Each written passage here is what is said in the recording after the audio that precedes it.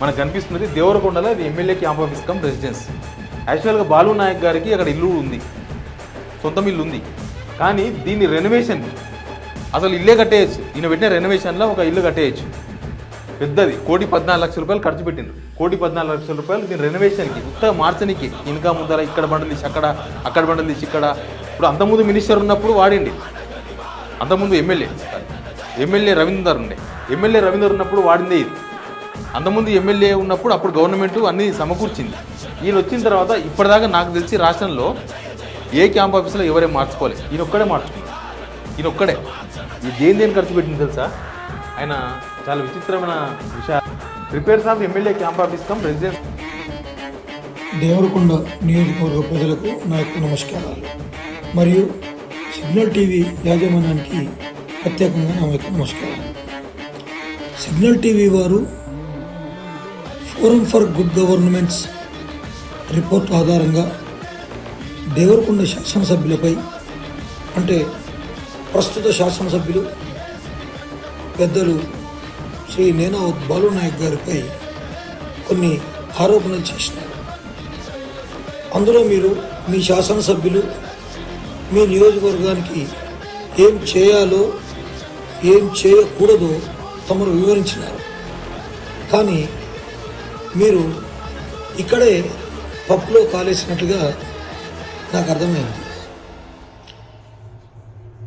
మా నియోజకవర్గ శాసనసభ్యుడు ఈరోజు కూడా దేవరకొండలోనే కాదు, యావత్ భారతదేశంలో ఎక్కడ కూడా అతనికి ఒక్క నివాస గృహం కూడా లేదనేది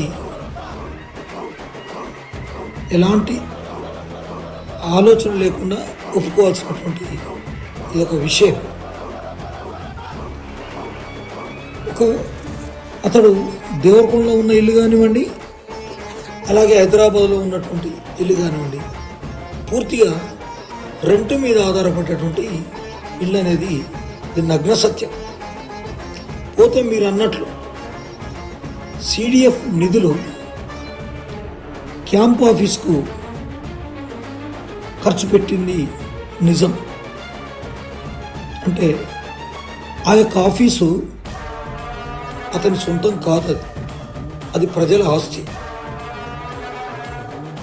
గతంలో ఉన్నటువంటి శాసనసభ్యులు ఆ యొక్క క్యాంప్ ఆఫీస్లో ఉన్నటువంటి ఫర్నిచర్ను, ఏసీల్ని, సోఫాల్ని, పరుపుల్ని, దిండ్లు, బ్లాంకెట్లతో సహా దోచుకెళ్ళినటువంటి విషయాన్ని మీరు ప్రస్తావించకుండా అక్కడ మౌలిక సదుపాయాల్ని కల్పించిన దాని మీద మీరు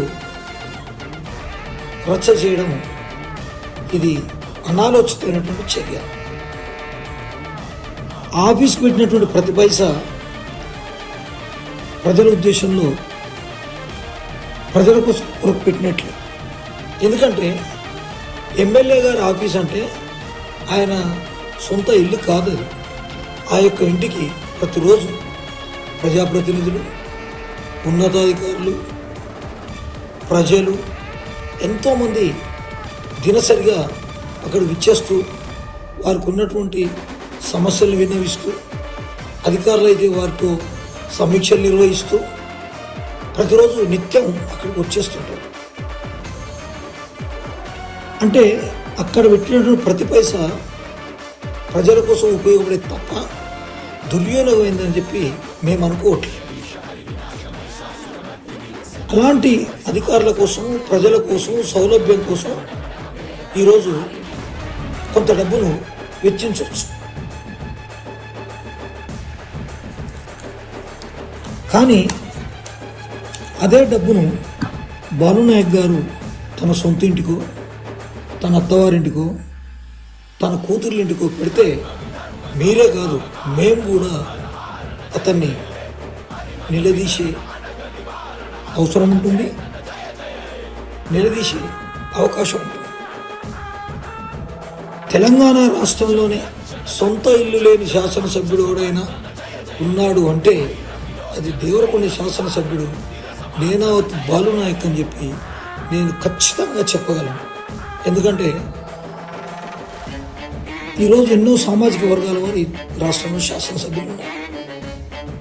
రెడ్లు ఉన్నారు, వైశ్యులు ఉన్నారు, వెలమలు ఉన్నారు, బీసీలు ఉన్నారు, ట్రైబల్ ఉన్నారు, అందరు ఉన్నారు.